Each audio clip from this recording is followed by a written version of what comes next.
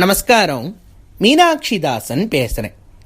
ஆலயம் அறிவோம் பகுதி 156 திருமலை திருப்பதி திருவேங்கடமுடையான் திருக்கோவிலை பற்றி சொல்லிட்டு வரேன். புனிதமான திருமலை மேலே இருக்கிற தீர்த்தங்களை பற்றி தான் பார்த்துட்டு வரோம்.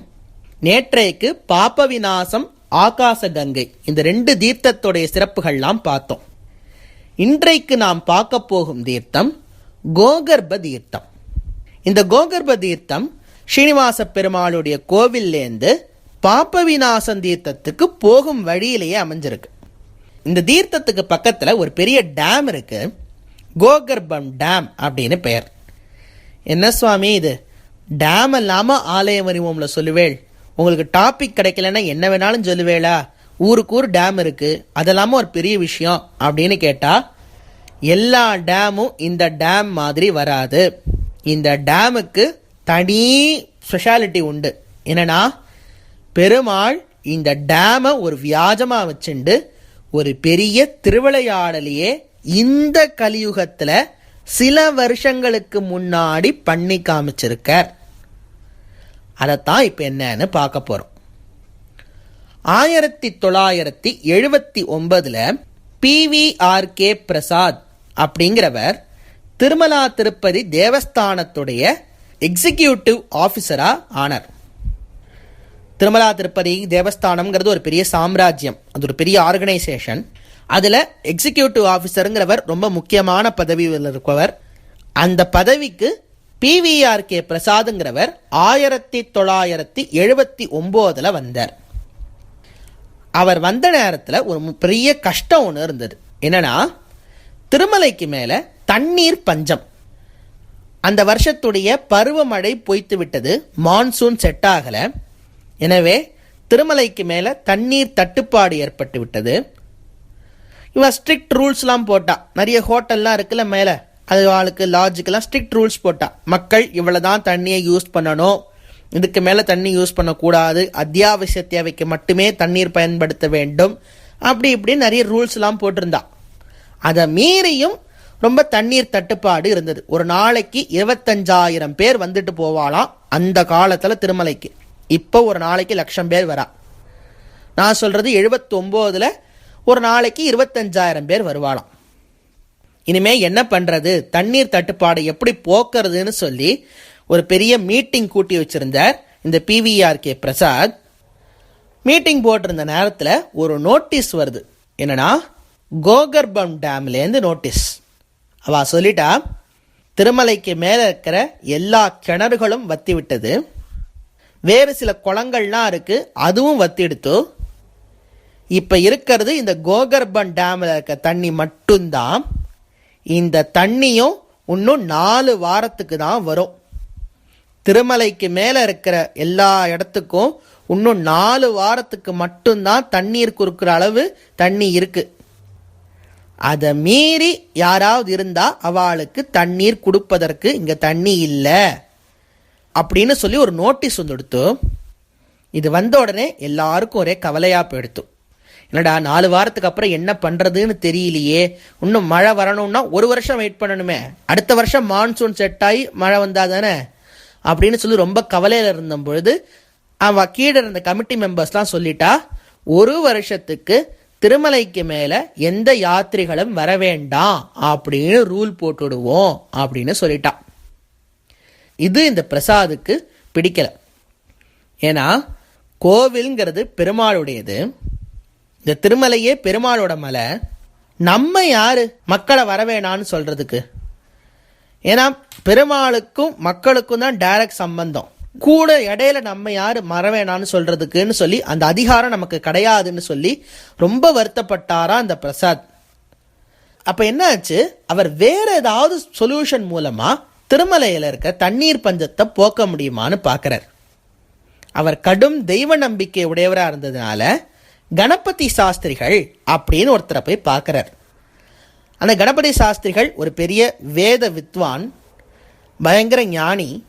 அவரை போய் பார்த்த உடனே இந்த மாதிரி மலையில ரொம்ப தண்ணீர் பஞ்சமா இருக்கு, மழையே பெய்ய மாட்டேங்கிறது, ஏதாவது வேதத்துல வழி இருக்கான்னு கேட்கறதுக்காக போயிருந்தார். அப்ப கணபதி சாஸ்திரிகள் சொல்றார், அப்பா மழை பெய்யறதுக்கு ஒரு வழி இருக்கு. வேதத்துல சொல்றது வருண ஜபம் அப்படின்னு ஒரு ஜபம் பண்ணா கண்டிப்பா மழை பெய்யும். ஆனா இது ஒரு முக்கியமான விஷயம் இருக்கு. இந்த ஜபம் பண்ணும் பொழுது முழு நம்பிக்கை இருக்கணும், கண்டிப்பா மழை பெய்யும்னு. அப்படி இருந்தா மட்டும்தான் மழை பெய்யும் அப்படின்னு சொல்லிட்டார். ஏன்னா இப்ப டாக்டர்கிட்ட போறோம்னு வச்சுக்கோங்க, டாக்டர் மருந்து கொடுக்குறாருன்னா மருந்து எப்போ ஒழுங்கா வேலை பார்க்கும்னா நம்ம டாக்டரையும் அந்த மருந்தையும் முழுசா நம்பணும். அப்படி நம்பிக்கை இருந்தா மட்டும்தான் மருந்து வேலை பார்க்கும், இல்லாட்டா வேலை பார்க்காது. இது எல்லா சயின்டிஸ்டும் ஒத்துக்கிறது தான். எனவே அவர் சொல்லிட்டார், முழுக்க முழுக்க நம்பிக்கையோட ஒழுங்கா ஸ்ரத்தையா எவன் அந்த வருண ஜபத்தை பண்றானோ அப்படி பண்ணா கண்டிப்பா மழை பெய்யும் அப்படின்னு சொல்லிட்டார். உடனே பிரசாத் சொன்னார், நீங்களே வந்து அதை நடத்தி கொடுங்கோன்னு கேட்க, எனக்கு வயசு 90 ஆறுது, என்னால் முடியாதுப்பா, என் உடம்புல அவ்வளோ தெம்பு இல்லை. நான் சில பேரை சொல்கிறேன், அவள்லாம் ரொம்ப நன்னா ஸ்ரத்தையா பண்ணி வைப்பா, அவளை வச்சு வருண ஜபம் பண்ணு அப்படின்னு சொல்லிட்டார். உடனே பிரசாத் அந்த பேரெல்லாம் எழுதி வச்சுண்டு அந்த மற்ற சாஸ்திரிகளுக்கெல்லாம் இன்விடேஷன் அனுப்புறார். ஆனா ஏதோ சங்கல்பம், இன்விடேஷன் அனுப்பிச்ச யாராலையுமே வர முடியல, எந்த சாஸ்திரிகளாலையுமே வர முடியல. ஒருத்தர் மார்த்தி ஒருத்தர் ஏதாவது ரீசன் சொல்லிகிட்டே இருக்கா. வருண ஜபம் நடக்கல. இப்படி நாள் ஆயிண்டே இருக்கு. எவ்வளோ நாள் ஆயிடுத்து அப்படின்னா இன்னும் 3 நாட்களுக்கு மட்டும்தான் தண்ணி இருக்கு டேம்ல. அதை தாண்டி ஒரு நாள் போனா கூட தண்ணி கொடுக்கறதுக்கு தண்ணி இல்லை அப்படிங்கிற நிலைமை வந்துடுத்து. இந்த பிரசாத் முடிவு பண்ணிட்டார், நாளைக்கு காலையில வருண ஜபம் நடக்கணும். யார் வராளோ அவளை வச்சு பண்ண போறேன், யார் வரலையோ கண்டுக்க போறது இல்லை, வேற வழி கிடையாது. அந்த நிலைமையில தான் இருக்கும். நவம்பர் 8ஆம் தேதி 1979ஆம் ஆண்டு காலை 7 மணிக்கு வருண ஜபம் தொடங்கணும் அப்படின்னு சொல்லி முடிவு பண்ணிட்டு படுத்துக்க போறார் அன்னைக்கு ராத்திரி. அப்ப அவர் வீட்டுக்குள்ள இருக்க அழகான வெங்கடேஸ்வர சுவாமியோட படத்துக்கு முன்னாடி நின்று சேவிச்சுட்டு சொல்றார், அப்பா வெங்கடேஸ்வரா, இது என்ன சோதனை, உன்னோடைய இடம்தான் அந்த திருமலை, நீ கலியுக வரதன்னு எல்லாராலையும் போற்றப்படும் தெய்வம், இந்த இடத்துல இப்படி ஒரு சோதனையா, மக்களுக்கு தண்ணி இல்லாம என்ன பண்ணுவா, இப்ப வருண ஜபம் பண்ணா மழை வரும்னு சொல்லியிருக்கா, ஆனா வருண ஜபம் கூட நடக்க முடியாம போறதே, இது என்னப்பா வினோத சோதனைன்னு சொல்லி கண்ணீர் மல்க பெருமாள்கிட்ட வேண்டின்ட்டு, எனக்கு தெரியாதுப்பா, நாளை காலையில வருண ஜபம் நடக்குமா நடக்காதானே தெரியல, எனக்கு ரொம்ப பயமா இருக்குன்னு சொல்லி படுத்துக்க போயிட்டாராம் பிரசாத். அப்பதான் ஒரு ஆச்சரியமான சம்பவம் நடந்தது. என்னன்னா, நவம்பர் 7ஆம் தேதி 1979 வருஷம் ராத்திரி 2 மணிக்கு கோவில் பூட்டினதுக்கு அப்புறம் ராத்திரி 2 மணிக்கு திடீர்னு பார்த்தா கோவில்ல இருக்கிற மணி ஓசை கேட்டது. கோவில்ல அழகா 2 மணிகள் தொங்க விட்டுருப்பா, கண்டா மணிகள்னு சொல்லி பெரிய மணி இருக்கும் ஸ்ரீனிவாச பெருமாள் கோயிலுக்குள்ள. அந்த மணிகள் தானாக அடித்து கொண்டனர். ராத்திரி 2 மணிக்கு கோவில்லாம் பூட்டியாச்சு. அர்ச்சகர்கள் கோவிலை பூட்டிட்டு அவளும் வீட்டுக்கு போய் படுத்துக்க போயிட்டா. ஊரே அடங்கி நிசப்தமா இருக்கு. அந்த நேரத்துல கோவிலுக்குள்ளேந்து மணி சத்தம் மட்டும் கணீர் கணீர்னு கேட்கறது. மக்கள் எல்லாருக்கும் தூக்கி வாரி போட்டுடுத்து, அத்த ராத்திரி 2 மணிக்கு யாரா கோவில் மணி அடிக்கிறான்னு சொல்லி எல்லாரும் கோவில் வாசல்ல குழுமிட்டா. PVRK பிரசாது வந்துட்டார். எல்லாரும் ஒரே மனசா சொல்லிட்டா, கோவிலுக்குள்ள யாரோ சிக்கின் இருக்கா, அவளால கோவில் விட்டு வெளியில வர முடியல, எனவே அவதான் மணி அடிச்சு சிக்னல் கொடுக்கறான்னு சொல்லி கோவிலை திறந்து உள்ள போய் பார்த்துடுவோம் அப்படின்னு எல்லாரும் முடிவு பண்றதுக்குள்ளேயே 3 மணி ஆயிடுத்து. அந்த 3 மணி தான் சுப்பிரபாத சேவை ஆரம்பிக்க வேண்டிய நேரம். அர்ச்சகால்லாம் வந்துட்டா, கோவிலை திறக்கிறதுக்காக வந்திருக்கா. கோவிலை திறந்தாச்சு. கிடுகிடுன்னு நிறைய பேர் உள்ள ஓடி போய் யார் அது உள்ள சிக்கின்றது, அவருக்கு என்ன ஆச்சோ அப்படின்னு சொல்லி ஒரு அங்குலம் கூட விடாம கோவிலை அப்படி தேடி இருக்கா.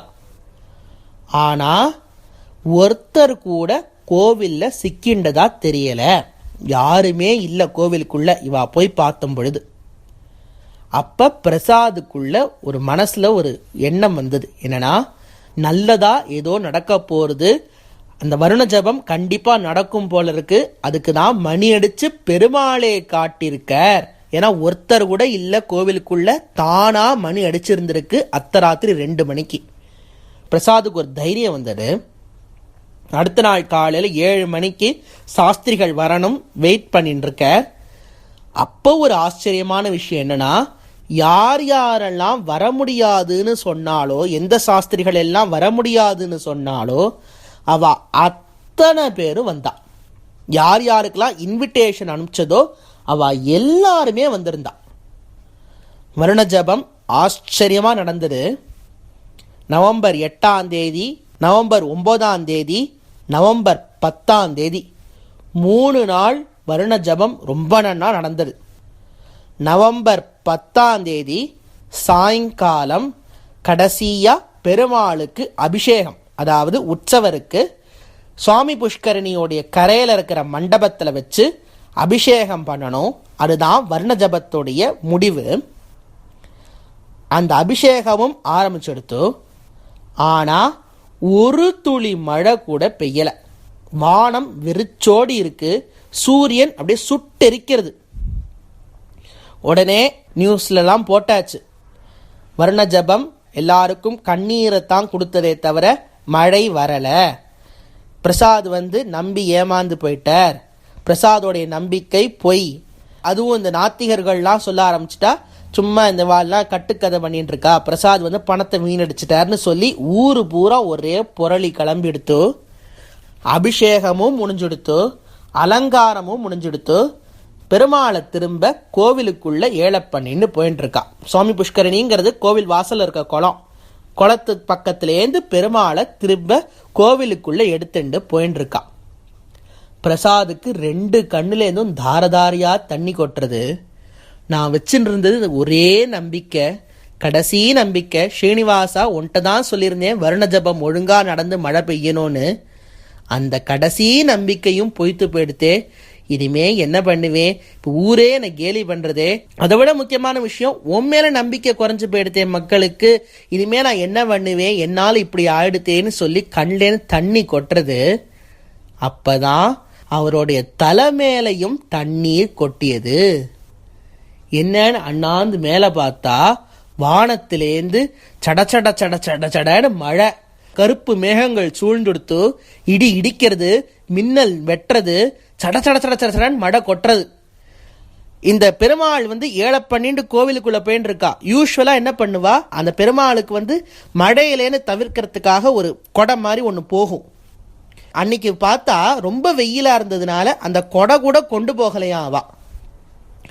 இப்போ சட சட சட மழை கொட்ட ஆரம்பிச்சோன்னே கிடுகிடுகிடுன்னு எல்லாரும் கோவிலுக்குள்ள பெருமாள் எடுத்துன்னு ஓடி போறா. PVRK பிரசாதுக்கு ஒரு நிமிஷத்துல என்னன்னே நன்னா நடக்கிறதுனே தெரியல. இவர் அப்படியே நின்ன இடத்துல இந்த ஆகாயத்தை பார்த்துட்டு இருக்கார். வெறிச்சோடி இருந்ததே வானம், எப்படி திடீர்னு மழை வந்தது, எங்கே இந்த மழை வந்தது அப்படின்னு சொல்லி இவரும் கோவிலுக்குள்ள ஓடி போனார். முழுசா தொப்பலாம் நனைஞ்சு போயிட்டார் இவர். அப்ப ஆரம்பிச்ச மழை அன்னைக்கு ராத்திரி பூரா பெஞ்சிருக்கு, நிக்காம மழை பெஞ்சிருக்கு. அடுத்த நாள் காலையில 7 மணிக்கு அந்த பிரசாதுக்கு ஒரு நோட்டீஸ் வருது. என்னன்னா, எந்த கோகர்ப்ப தீர்த்தத்துல இன்னும் 3 நாளுக்கு தான் தண்ணி இருக்கும்னு சொன்னோமோ, அதே கோகர்ப்ப டேம்ல இப்ப 1 வருஷத்துக்கு தேவையான தண்ணீர் இருக்கு, 1 வருஷத்துக்கும் அதிகமான தண்ணீர் அதுல இருக்கு அப்படின்னு சொல்லி நோட்டீஸ் எடுத்து. பிரசாதுக்கு மழை பெஞ்சதோட கண்ணுலேருந்து மழை பெஞ்சது தான் ஜாஸ்தி. அவ்வளோ கண்ணீராம். பெருமாள் முன்னாடி போய் நிற்கிறார். ஸ்ரீனிவாசா, உன்னுடைய கருணையை நான் என்னன்னு சொல்லுவேன், உன்னுடைய கருணை அப்படியே மழையா பொழிஞ்சிட்டியே அப்படின்னு சொல்லி விழுந்து விழுந்து சேவிச்சு நமஸ்காரம் பண்றார். இதுல என்ன இன்னொரு ஆச்சரியம் அப்படின்னா, அந்த நாள்ல திருமலையை தவிர வேற எங்கேயுமே மழை பெய்யல. திருப்பதி சரி, திருச்சானூர் சரி, சந்திரகிரி எல்லா இடத்துலையும் பார்த்துட்டா கூட எந்த இடத்துல கூட ஒரு துளி மழை இல்லை. அப்படி இருக்கிற நாள்ல பெருமாள் தன்னுடைய கருணையான மழை அப்படியே வருஷிச்சிட்டாராம். கருணையான மழை பொங்கி வழிந்து இந்த கோகர்பன் டேமில் தான் தேங்கி நின்று இருக்கு. எனவே இந்த டேமுக்கே அப்படி ஒரு உசத்தி, பெருமாளுடைய கருணை மழையை தாங்கின்னு இருந்த டேம் இது. அந்த டேமுக்கு ஒரு பெரிய நமஸ்காரம் பண்ணிட்டு மேலே நகருவோம். நாளை சந்திப்போம்.